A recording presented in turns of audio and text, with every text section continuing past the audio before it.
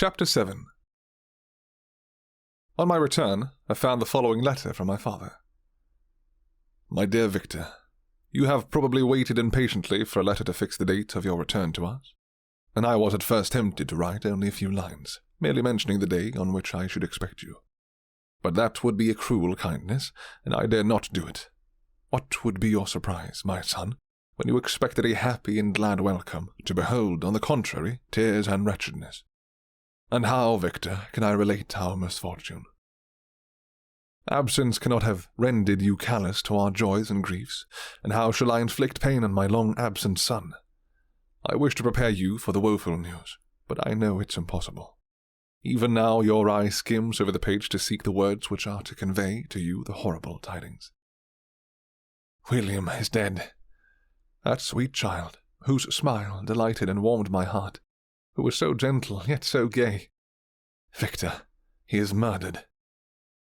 I will not attempt to console you, but will simply relate the circumstances of the transaction.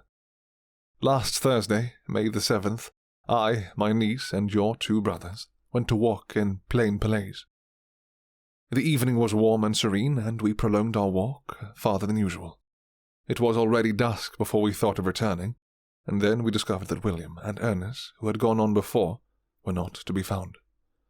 We accordingly rested on a seat until they should return. Presently Ernest came, and inquired if we had seen his brother. He said that he had been playing with him, that William had run away to hide himself, and that he vainly sought for him, and afterwards waited for a long time, but that he did not return. This account rather alarmed us, and we continued to search for him until night fell, when Elizabeth conjectured that he might have returned to the house. He was not there. We returned again with torches, for I could not rest, when I thought that my sweet boy had lost himself, and was exposed to all the damps and dews of night. Elizabeth also suffered extreme anguish. About 5 in the morning I discovered my lovely boy, whom the night before I had seen blooming and active in health, stretched on the grass, livid and motionless. The print of the murderer's fingers was on his neck.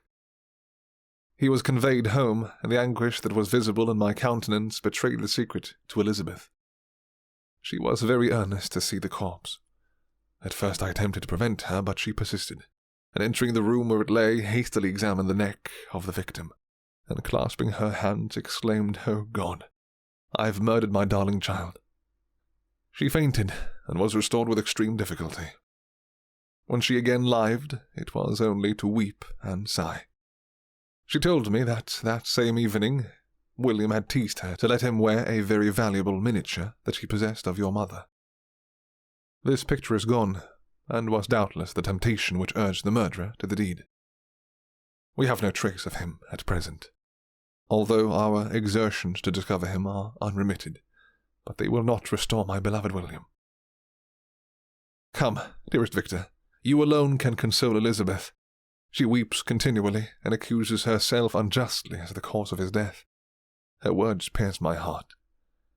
We are all unhappy, but will not be that an additional motive for you, my son, to return and be our comforter.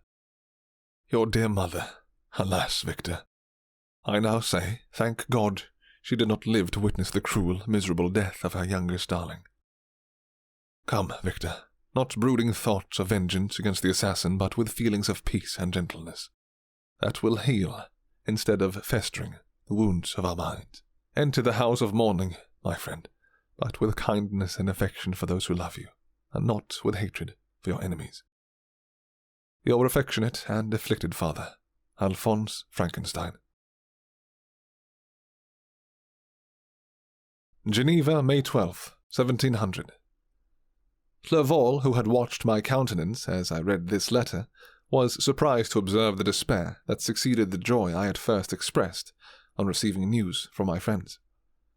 I threw the letter on the table and covered my face with my hands. "My dear Frankenstein," exclaimed Henry when he perceived me weep with bitterness. "Are you always to be unhappy?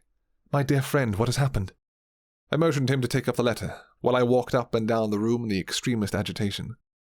Tears also gushed from the eyes of Clerval as he read the account of my misfortune. "I can offer you no consolation, my friend," said he. "Your disaster is irreparable. What do you intend to do?" "To go instantly to Geneva. Come with me, Henry, to order the horses." During our walk, Clerval endeavoured to say a few words of consolation. He could only express his heartfelt sympathy.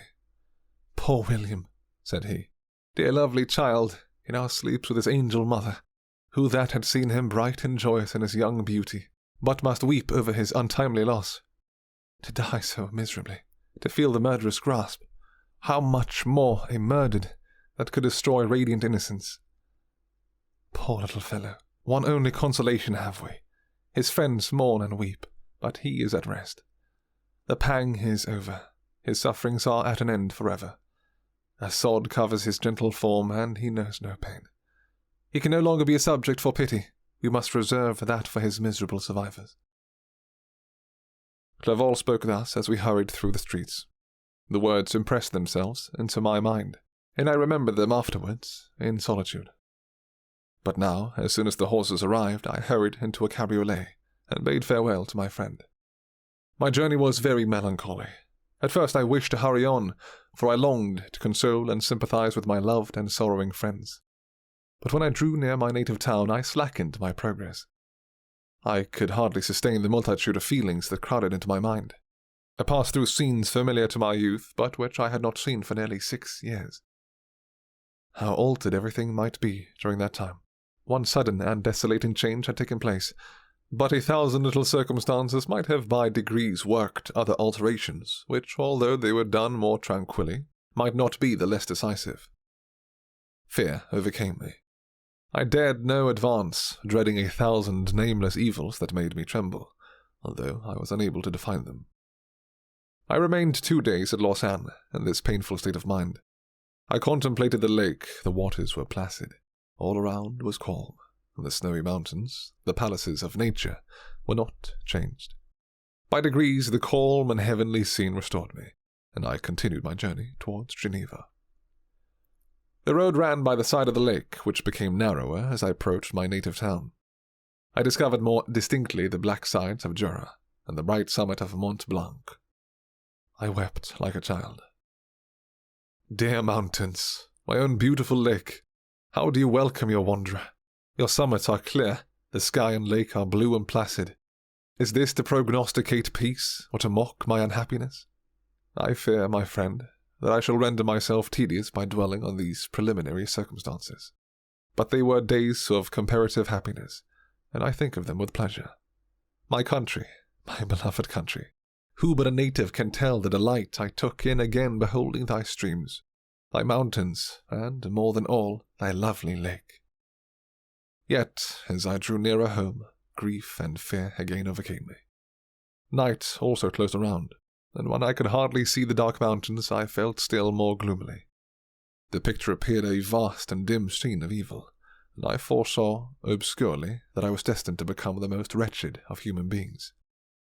Alas, I prophesied truly, and failed only in one slight circumstance, that, in all the misery I had imagined and dreaded, I did not conceive the 100th part of the anguish I was destined to endure. It was completely dark when I arrived in the environs of Geneva. The gates of the town were already shut, and I was obliged to pass the night at Secheron, a village at the distance of half a league from the city.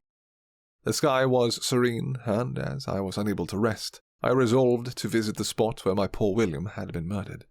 As I could not pass through the town, I was obliged to cross the lake in a boat to arrive at Plain-Palais. During this short voyage I saw the lightning playing on the summit of Mont Blanc in the most beautiful figures.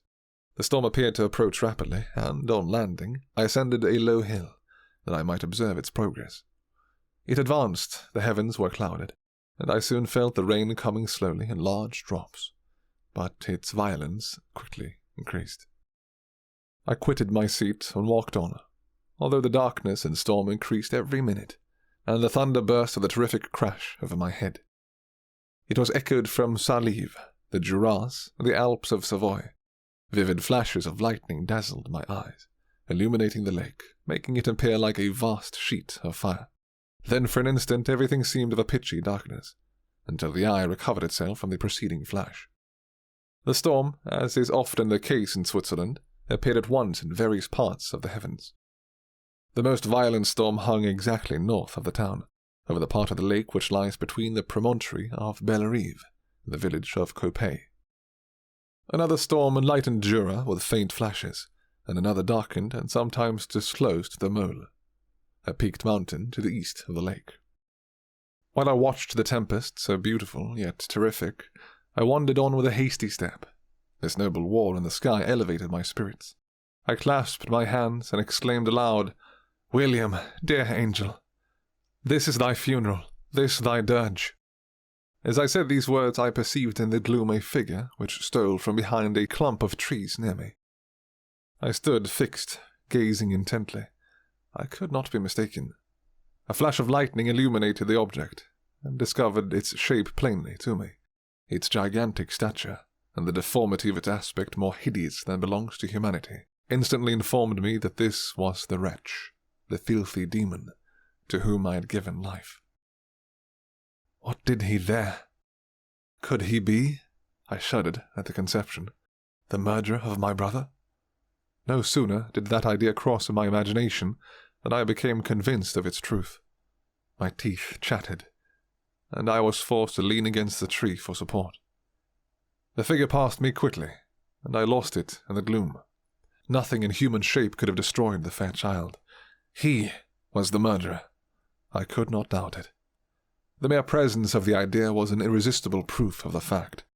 I thought of pursuing the devil, but it would have been in vain, for another flash discovered him, to me, hanging among the rock of the nearly perpendicular ascent of Mont Salive, a hill that bounds Plainpalais on the south. He soon reached the summit and disappeared. I remained motionless. The thunder ceased, but the rain still continued, and the scene was enveloped in an impenetrable darkness.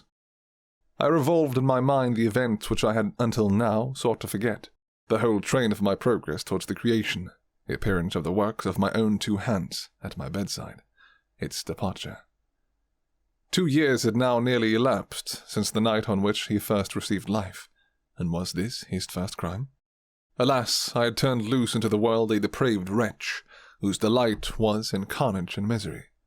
Had he not murdered my brother? No one can conceive the anguish I suffered during the remainder of the night, which I spent, cold and wet, in the open air. But I did not feel the inconvenience of the weather. My imagination was busy in scenes of evil and despair. I considered the being whom I had cast among mankind, and endowed with the will and power of effect purposes of horror, such as the deed which he had now done, nearly in the light of my own vampire, my own spirit let loose from the grave, and forced to destroy all that was dear to me. Day dawned, and I directed my steps towards the town. The gates were open, and I hastened to my father's house. My first thought was to discover what I knew of the murderer, and cause instant pursuit to be made. But I paused when I reflected on the story that I had to tell. A being whom I myself had formed and endued with life had met me at midnight among the precipices of an inaccessible mountain. I remembered also the nervous fever with which I had been seized just at the time that I dated my creation, and which would give an air of delirium to a tale otherwise so utterly improbable. I well knew that if any other had communicated such a relation to me, I should have looked upon it as the ravings of insanity. Besides, the strange nature of the animal would elude all pursuit, even if I were so far credited as to persuade my relatives to commence it. And then of what use would be pursuit? Who could arrest a creature capable of scaling the overhanging sides of Mont Salive? These reflections determined me, and I resolved to remain silent. It was about 5 in the morning when I entered my father's house. I told the servants not to disturb the family, and went into the library to attend their usual hour of rising. 6 years had elapsed, passed in a dream but for one indelible trace, and I stood in the same place where I had last embraced my father before my departure for Ingolstadt. Beloved and venerable parent, he still remained to me. I gazed on the picture of my mother, which stood over the mantelpiece. It was a historical subject, painted at my father's desire, and represented Caroline Beaufort in an agony of despair, kneeling by the coffin of her dead father. Her garb was rustic, and her cheek pale, but there was an air of dignity and beauty that hardly permitted the sentiment of pity. Below this picture was a miniature of William, and my tears flowed and I looked upon it. While I was thus engaged, Ernest entered. He had heard me arrive, and hastened to welcome me. "Welcome, my dearest Victor," said he. "Ah, I wish you had come 3 months ago, and then you would have found us all joyous and delighted. You come to us now to share a misery which nothing can alleviate. Yet your presence will, I hope, revive our father, who seems sinking under his misfortune, and your persuasions will induce poor Elizabeth to cease her vain and tormenting self-accusations. Poor William, he was our darling and our pride." Tears, unrestrained, fell from my brother's eyes. A sense of mortal agony crept over my frame. Before, I had only imagined the wretchedness of my desolated home. The reality came on me as a new, and a not less terrible, disaster. I tried to calm Ernest. I inquired more minutely concerning my father, and here I named my cousin. "She most of all," said Ernest, "requires consolation. She accused herself of having caused the death of my brother. That made her very wretched. But since the murderer has been discovered—" "The murderer discovered? Good God, how can that be?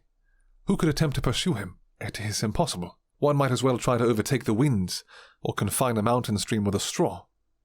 I saw him too. He was free last night."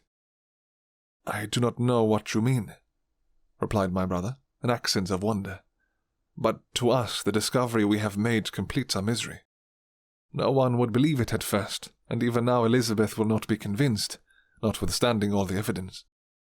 Indeed, who would credit that Justine Moritz, who was so amiable and fond of all the family, could suddenly become so capable of so frightful, so appalling a crime? Justine Moritz. Poor, poor girl. Is she the accused? But it is wrongfully. Everyone knows that. No one believes it, surely, Ernest?" "No one did at first, but several circumstances came out that have almost forced conviction upon us, and her own behavior has been so confused as to add to the evidence of facts a weight that, I fear, leaves no hope for doubt. But she will be tried today, and you will then hear all." He then related that, the morning on which the murderer of poor William had been discovered, Justine had been taken ill, and confined to her bed for several days. During this interval, one of the servants, happening to examine the apparel she had worn on the night of the murder, had discovered in her pocket the picture of my mother, which had been judged to be the temptation of the murderer. The servant instantly showed it to one of the others, who, without saying a word to any of the family, went to a magistrate, and, upon being their deposition, Justine was apprehended. On being charged with the fact, the poor girl confirmed the suspicion in a great measure by her extreme confusion of manner. This was a strange tale, but it did not shake my faith, and I replied earnestly, "You are all mistaken. I know the murderer. Justine, poor good Justine, is innocent." At that instant my father entered. I saw unhappiness, deeply impressed, on his countenance, but he endeavoured to welcome me cheerfully, and, after we had exchanged our mournful greeting, would have introduced some other topic than that of our disaster, had not Ernest exclaimed, "Good God, Papa! Victor says that he knows who was the murderer of poor William." "We do also, unfortunately," replied my father, "for indeed I had rather have been forever ignorant than have discovered so much depravity and ingratitude in one I valued so highly." "My dear father, you are mistaken. Justine is innocent." "If she is, God forbid that she should suffer as guilty. She is to be tried today, and I sincerely hope, that she will be acquitted." This speech calmed me. I was firmly convinced in my own mind that Justine, and indeed every human being, was guiltless of this murder. I had no fear, therefore, that any circumstantial evidence could be brought forward strong enough to convict her. My tale was not one to announce publicly. Its astounding horror would be looked upon as madness by the vulgar.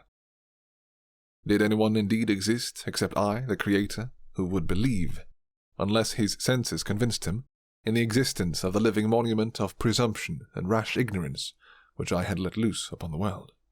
We were soon joined by Elizabeth. Time had altered her since I last beheld her. It had endowed her with loveliness surpassing the beauty of her childish years. There was the same candour, the same vivacity, but it was allied to an expression more full of sensibility and intellect. She welcomed me with the greatest affection. "Your arrival, my dear cousin," said she, "fills me with hope. You perhaps will find some means to justify my poor guiltless Justine. Alas, who is safe, if she be convicted of crime? I rely on her innocence as certainly as I do upon my own. Our misfortune is doubly hard to us. We have not only lost that lovely darling boy, but this poor girl, whom I sincerely love, is to be torn away by even a worse fate. If she is condemned, I shall never know joy more. But she will not, I am sure she will not, and then I shall be happy again, even after the sad death of my little William." "She is innocent, my Elizabeth," said I, "and that shall be proved. Fear nothing, but let your spirit be cheered by the assurance of her acquittal." "How kind and generous you are! Everyone else believes in her guilt, and that made me wretched, for I knew that it was impossible, and to see everyone else prejudiced in so deadly a manner rendered me hopeless and despairing." She wept. "Dearest niece," said my father, "dry your tears. If she is, as you believe, innocent, rely on the justice of our laws, and the activity with which I shall prevent the slightest shadow of partiality.